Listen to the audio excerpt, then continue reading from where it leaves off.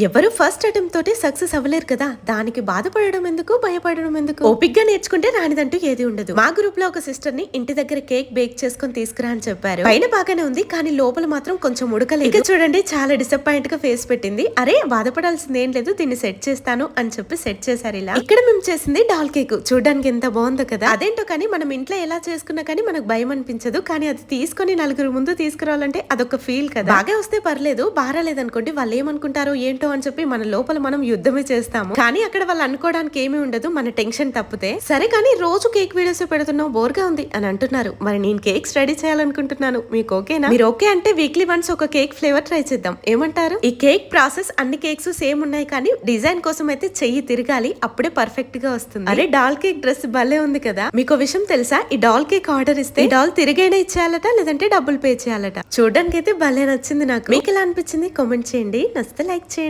Thank you.